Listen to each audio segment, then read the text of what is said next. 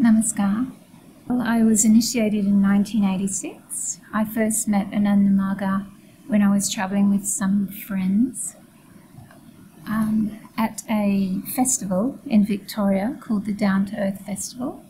Acharyas, along with a few LFTs, were running food stalls for a program called Give Your Heart to Africa, and this was fundraising for some projects there. The Didis gave a talk on meditation and yoga, which I was very interested in at that time. I was already vegetarian. I practiced a little bit of yoga from some books I'd picked up, and I was already fasting on the new moon and the full moon each month, so I was very interested to learn meditation. I was quite surprised when the Didi told me I had to practice every day, twice a day. So I had been planning maybe once a week, but I took that on board and did my practice of meditation twice a day. I didn't intend to run into Anandanirmala again or the Didi, although she did invite me to a festival the year after at Stanthorpe, and it just so happened I was going past Lismore at that stage. There was a big flood and I was flooded out of the tent where I was camping, so I saw the poster for the festival and decided to go and get some shelter at the festival. From there I became an LFT. I did the spiritual training of 3 months with a group of sisters, volunteered to become LFT for 1 year, and that extended to 3 years. In 1989 I went over to India to see Baba for the first time. Before I became LFT, I had heard of Anandanirmala, but it was only through the media, through the news. When I was about 14 or 15, I heard about that there was some guru called Baba who was in jail, and there was people who were upset in different parts of the world, and they were protesting about his imprisonment. I'd heard that on the news, and I sort of sympathised with the people who were protesting, thinking they must have some valid reason because everyone seemed quite upset. Also, when I was at university, I was studying my last year of teacher training. This was at the University of New England in Armidale. I sometimes used to hear Bhavanam Kevalam being sung in the mall. It was being sung by a sister called Tarini, who I didn't know then, but I met her later. And there used to be another sister called Kunti who would sell peaches. So in some way I was crisscrossing paths with Anandanirmala. And also in my last year of university, we had heard about a school in Lismore that was being opened that had a neo-humanist philosophy, which I was interested in at the time because it was talking about ecology and rights for plants and animals. So we found this very interesting. A group of friends even went to the school to visit it, but I couldn't do that at the time. We were thinking we might be able to apply for work there. But I didn't know that was an Anandanirmala project at the time. Later on, it's ironical that I ended up working as an LFT in the school. At that time, we didn't have funding from the government to pay for the teachers. Didi and I used to sell a lot of banana cakes in the name of the school. We would do that at least 2 or 3 days a week of an afternoon, go and sell cakes. This would help pay for a lot of the costs and the teachers running it. Also, I understand the river school also was developing at the same time, about the same years. And there was a lot of fundraising initially by all the acharyas and magis through food festivals to pay for the cost of the school. And that was how we did it in those years. These schools are quite established now and have turned through a lot of children with the principles of Dharma and Niyama and the spirit of neo-humanism. So a lot has happened since that time, and we don't know the outcome of the students, how they move on in their lives, but I'm sure that we've contributed a lot. I had the fortune and the great desire to go to India in 1989. I still didn't have a strong relationship with Baba, but I enjoyed the social service work of Anandanirmala. I enjoyed the opportunity to travel around, and I was meeting a lot of people with from different backgrounds and cultures. And I especially liked the philosophy of neo-humanism. I thought this was a very unifying philosophy for the world. I'd studied third world education at university as well as peace studies. I was often attending a lot of protests as a student for nuclear disarmament, saving the rainforest, women's rights, and also rights for the Aboriginal people. At that time, the deaths in custody was a new issue that was coming out. And but in all of these protests, I often saw that people were very abusive, even on the side that I was supporting. And having studied peace studies, I found it quite disconcerting. And how could we achieve peace when our behaviour is so lacking in respect for each other?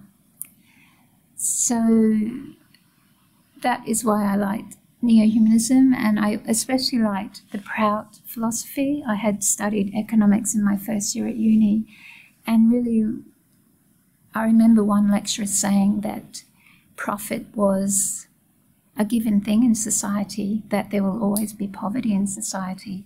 And I had entered the course wanting to, with a mindset that we needed to solve poverty in the world. So I especially found Baba's Prout principles really interesting, because at the time when, in that year of studying economics and reading a lot of books and looking for solutions, economic solutions, there weren't really many around except for sponsoring children and improving education so that people could get jobs.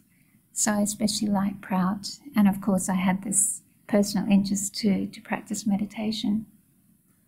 In 1989 I went to see Baba in India, and I had exam first to be able to have a personal contact with him. There were a few questions just off the top of my head. I remember he was asking, what did the word commune mean? What was the Great Barrier Reef made of? What was the racial origins of the Maori people of Australia? I found this quite confusing because in Australia we call the Indigenous people Aboriginal. But I read once Baba had said that Aboriginal refers to the local Indigenous people rather than a race of people. And he termed both the people of New Zealand and Australia as being of the same racial origin, which he called Maori. He asked me what were the ethnic origins of the people of New Zealand and Australia, and he ended up answering my question, saying that the Aboriginal people of Australia were of Austric origin, and he said the Maori people, and the Maori people of New Zealand were a blend of Austric and Mongolian, having that Chinese influence from the integration with the Polynesian people who came there over about 1,000 years ago to New Zealand. So previous to that, the original people in New Zealand who were there maybe 30,000 years ago were of Austric origin. So, yes, I had that fortune to have that peace with Baba, and I was really actually checking him out to see if he was a genuine guru, and or was he an exploitative guru? So my experience there, I found Baba to be a very humble person, and actually just seeing him for the first time, such a wave of peace came over me. over my whole inner being, and that for me was, that experience was beautiful in itself, to know that Baba was indeed a genuine guru. Before I left in my last PC with him, he said, do some concrete work for the suffering humanity, and by dint of your sadhana you will reach that golden layer of Hiranyamaya. It is, yes, I forgot what I couldn't hear him at that stage, the Hiranyamaya, but he was just saying, keep doing your sadhana, that's the most important thing, and then when choosing to do service work, to choose those who really need it, who are suffering. That's my biggest takeaway from having met Baba. How did you feel when you came out from being with Baba? How did you feel? Well, the whole month or so that I was in India was always a very high experience. I remember, like, sometimes we'd see Baba come out and then everyone would just start running to wherever he was, and you'd just automatically get caught up in that flow of that. It was like running on air. You'd be just running so fast and feeling like you're running on air. And yeah, it was just, I remember once Baba came out and was speaking in Bengali or Hindi to a set of workers, and they were all laughing. They just started laughing, and it was so infectious. Suddenly we don't know what Baba was saying, but the whole compound was just laughing, and I was laughing so much I was like one of those ones where you have to hold your belly because it's hurting. So that was just a wave Baba was sending out, that, yeah, through these experiences you could experience Baba on another level. I remember once he came down the stairs and everyone was singing Prout Sangeet, but in my mind I was feeling, oh, Baba, you know, I've come all the way from Australia to see you, but you seem like so far away. You know, I can't really get near you because you've got so many guards around you through the acharyas, and also the devotees just crowd in, and I'm always like sort of left at the back. I was very polite then, so I didn't really push in or anything. And yeah, I had this sort of pain going through me. Anyway, the Prout Sangeet that I remember from that time, and I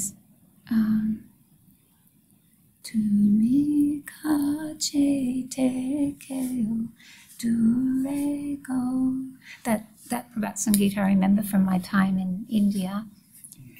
The main meaning is that even though I am so near to you, you seem so far. And it's interesting that I didn't know the meaning of Prout Sangeet, but that was the feelings that was coming through my mind at the time, you know, that the devotees were singing it. I had several experiences of seeing Baba there physically, but I've also had, you know, it's through through having done meditation and through the result of having dreams that I've really had my most personal contact with Baba and my most meaningful moments with him, actually. Yeah. Dreams, I don't have them often, but when I have them, they're very important. I remember one time I was just my last, or a year and a half ago, you know, it was another key moment in my life as an acharya where I'm deciding what to do. I had one dream where I was in a dance team with a whole group of Maori women. We were up there on the stage doing a dance, a Maori dance, and the poise were going, all the dresses were on, and I was feeling, I was dressed in the same attire, but I was thinking, but I was out of step with everything. I couldn't use the poise properly.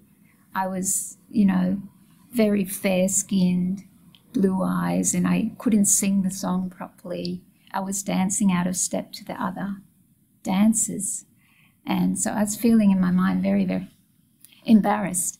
Anyway, the dancers go off and I'm still like 2 or 3 steps behind, so I keep on going, and then, you know, in the end I'm alone on the stage, everyone's gone, and then I just sort of like bow and move off as well.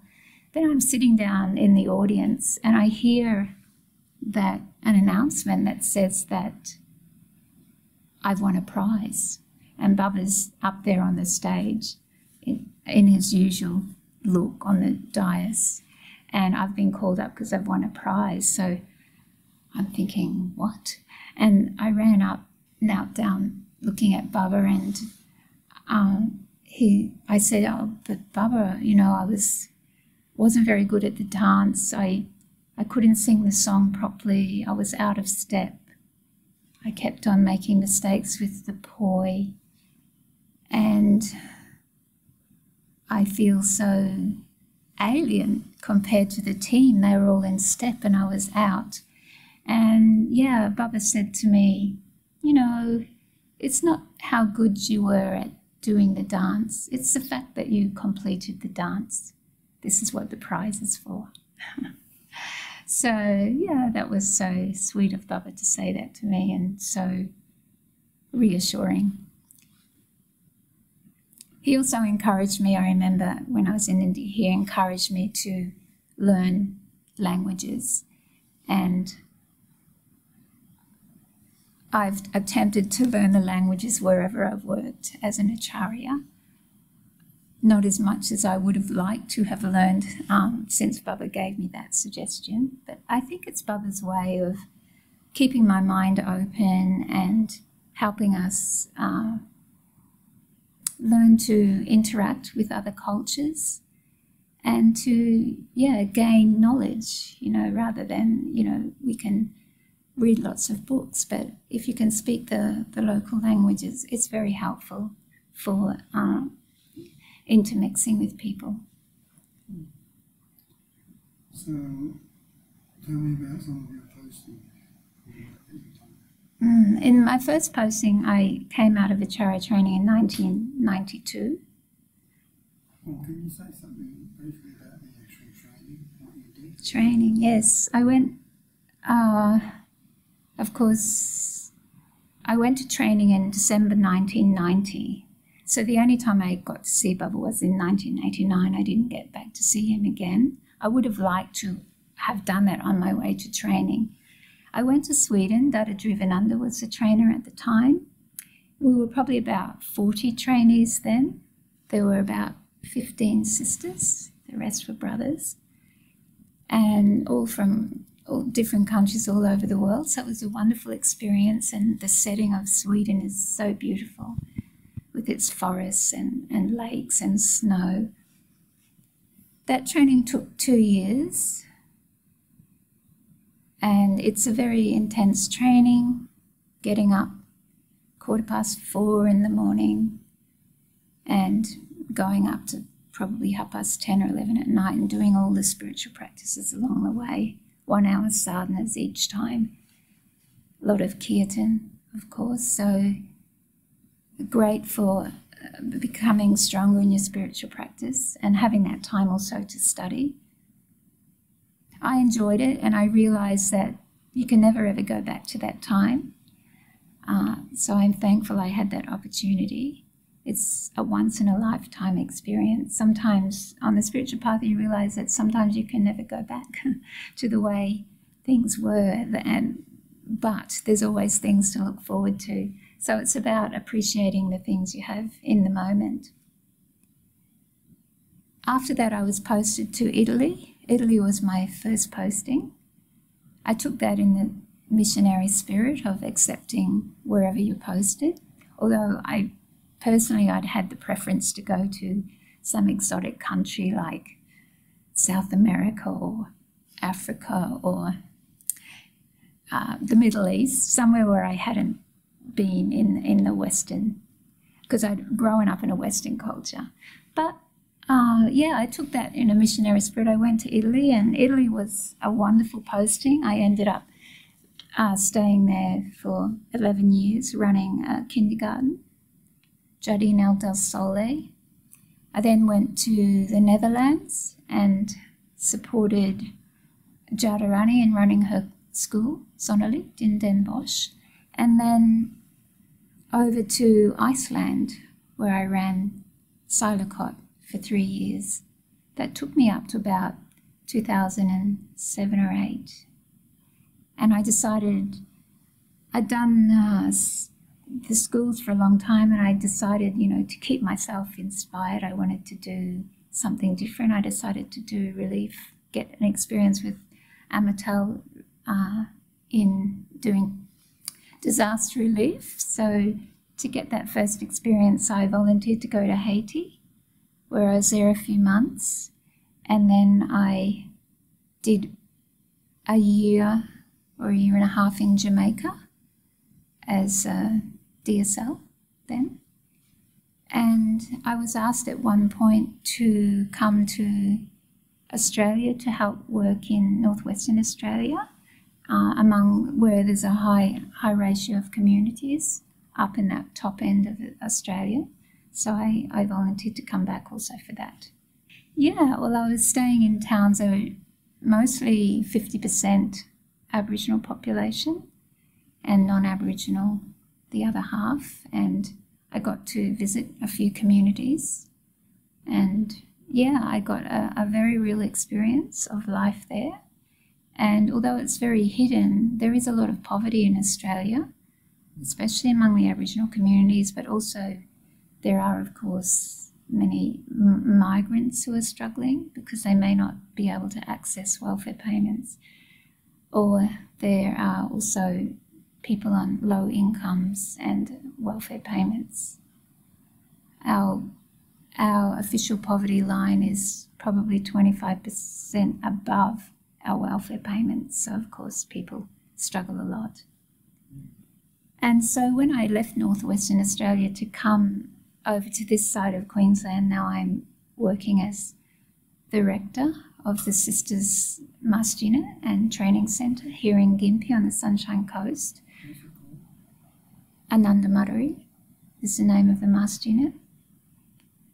I took a determination because I wasn't directly working with the communities, poverty-stricken communities. I took a determination that I have to keep addressing the issue of poverty, and I extended that to the idea that actually there are so many poverty-stricken people all over the world due to our economic system, and the main interest that I took up was the idea of a wealth cap, promoting a wealth cap in society. Of course, we'll promote it here from Australia and New Zealand, but I really wanted to spread that idea on a global level. And yeah, probably next month I'll be releasing a website on the wealth cap, and after that we'll follow with a Facebook campaign. So I hope all our Anandamagis will support this idea, which is from Baba's first principle of Prout, that no individual should accumulate wealth without the collective permission of society. Yeah. Thank you. Yeah, thank you, Narada.